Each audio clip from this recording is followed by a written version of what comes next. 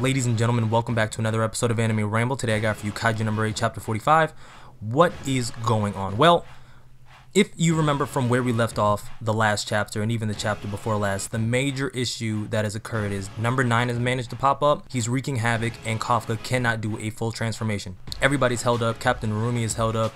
Isayo, the Director General, was told not to intervene because of the drawbacks that we know occur from using a Daikaiju weapon, so he's not going into the battle.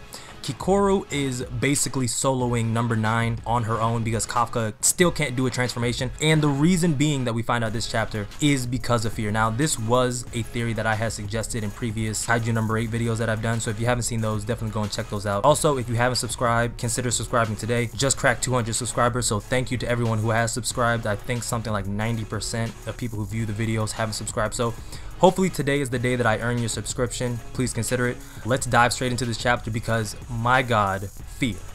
Alright, he is scared out of his mind. Who I'm talking about right now is Kafka. He cannot come to grasp with the thoughts of potentially doing a full transformation and being responsible for killing Kikoru and all of his squad mates. Alright, this is enough to stop him completely. It is not a situation of Kaiju number 9 using a field of anything like that in order to stop him. The only thing that's stopping Kafka from doing a full transformation is himself. And the development that we get from this chapter, while yes, it is very impactful what Kikoru says to Kafka, but let's be honest, alright? Kaiju number 8 could most definitely take out everybody there. We're going to get into that a little bit later because I want to talk about Kikoru first. Kikoru just continues to level up every time that we see her, alright? They had a plan initially at the start of the chapter in order to try to get the jump on number 9, but that completely fails because Kafka can't do a full transformation at this point. So with the plan failing, Kikoru decides to take this into her own hands and she goes after number 9 straight up, alright? Manages to hit him with a Daruma dropper. And you see actually her using the squadron style combat, which is very reminiscent of her father, so obviously she learned that from him. But the issues that come from her using that attack, she gets the hit off clean. She manages to dice his entire body.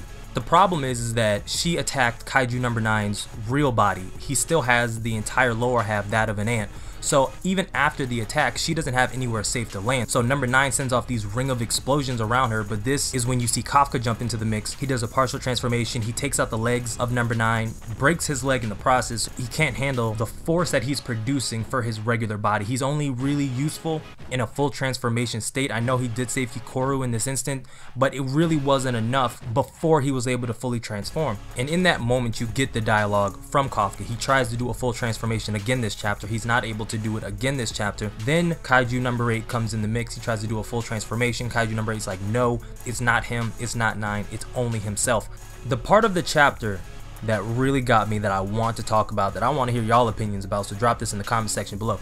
Do you honestly think that Kaiju number 8 could not take on Kikoru and everybody in Defense Force 3 and everybody at Defense Force 1? Now, maybe not Defense Force 1 because I think Narumi can handle Kaiju number 8 if he was to lose control, but Kikoru in this moment was like, don't you dare insult me. There's no way that you or Kaiju number 8 could kill me. It was a badass statement because, you know, she jumps in front of Kafka in that moment and draws the gun and was like, she's like, because I'm gonna defend you. I believe in you. I need you to believe in yourself. Don't insult me by saying that by transforming you're gonna kill me or anybody of Defense Force Base 3. Okay, Hoshina, yeah, I think Hoshina and Captain Mina could definitely take on a Kafka. I am not sure that Kikoru could take on Kafka. Number 8 is arguably the strongest out of all the Daikaiju, especially the humanoid Kaiju. You can make the argument for. If number 8 went on a rampage, I don't see them stopping him. Is it just me? Like, I want to have hope, but everything that we've seen from number 8 in a controlled state and definitely in an uncontrolled state, I don't see them taking him down. This is the same man who was able to intercept a Daikaiju bomb that would have just leveled the entire defense force. It's a lot to just look at him and be like, yeah, there's no way you're going to lose control. That's absurd.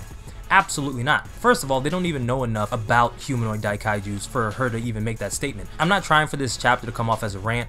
It was just very peculiar that, given everything that we've seen, she would just be so bold. It was like, yeah, there's no way you're going to kill us. Absolutely not. But this was enough for Kafka.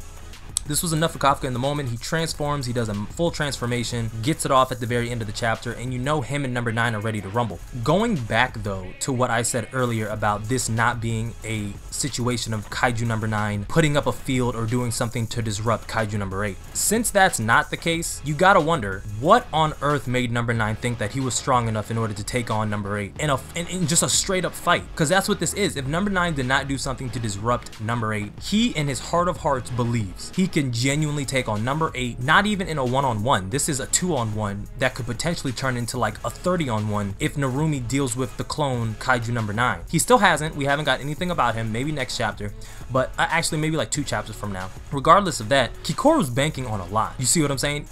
She's banking on a lot, and even more so because I believe her axe was destroyed after Kaiju number 8's or after a Kaiju number 9 attack.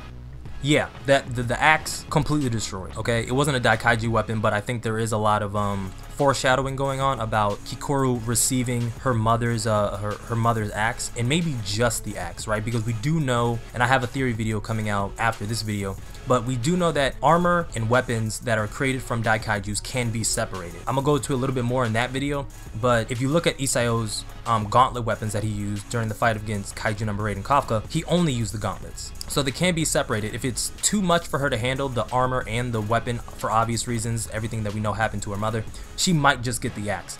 If she does get the axe, it instantly puts her in contender for a captain of any defense force. And the last thing that I really want to just put out there is that with the revelation that we had this chapter, with number 9 genuinely thinking he can take on number 8, it just further validates my original theory that this number 9 that's in front of them is only trying to keep them there and hold them there until whatever is being done in the background is finished. Even when Kikoru comes in and tries to hit number 9, he still plays it off and brushes it off. He's like, oh my god, you almost got me. He's not taking this seriously. Maybe that things will change now that Kafka is now back in rhythm and swing of motion with his own internal demons that he had going on. Number 9 didn't take any of that into consideration. He had no idea that Kafka wouldn't be able to transform. And with his record of being 0-2 against number 8, I mean, that's just not how it goes. If you've ever been in an actual fight, yeah, you're confident that first fight, but if you lose, you're going to be less confident the second time, and honestly, you shouldn't even try to go a third time if you've already lost 2 times in a row. We're going to see what's going on in the next chapter. The last thing I want to leave y'all off on is that Kikoru's attack was called Daruma Dropper. Alright, this is a technique that she probably learned from her father because it's the same style of combat that her father uses. What are the odds that Kaiju number 6 was named Daruma, and that is the attack that he finished number 6 off on? Just a thought that I had. I wanted to put it out there and see how y'all felt about it. No evidence backing it up. I just found it odd. Kaijus really don't get names, right? That's the entire point of the number system. But Daruma just sounds like the name of a Kaiju. I wanted to leave y'all off on that. I'm not going to ramble on any further. If you made it to the end, thank you. If you are new, go plus ultra and smash that subscribe button. Lets me know you rock with the content that I put out on the channel. Like the video if you like the video, dislike the video if you dislike the video. Comment on the video your thoughts about what you think is going on, how you think this chapter is going to go. Is number 9 really just trying to hold them there, or does he truly believe, do you believe he is honestly thinking he can take on the entire first division, Kikoru, and a Kaiju number 8, despite already losing to Kaiju number 8 2 times previously? Subscribe if you are brand new, and like always, and until next time, I'm out.